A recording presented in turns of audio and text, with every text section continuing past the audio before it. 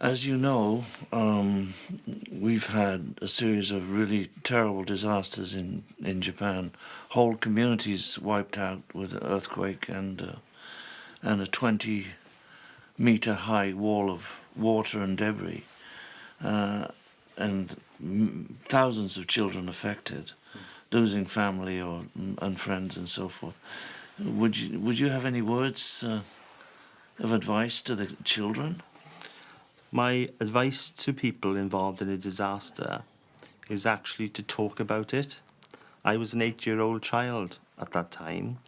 I found it very, very difficult to talk to my parents about my involvement in the disaster.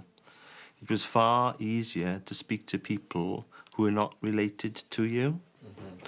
So effectively, the psychologists, the educational psychologists, were useful in as much as you could relate your experience to them. But it was very, very difficult to actually speak about it. And many people didn't speak about it for many, many, many years. Wow. A consequence of which was that they themselves found it very, very difficult to deal with their experience and consequently turned to alcohol and drugs to overcome the stresses and strains of being involved in a traumatic accident.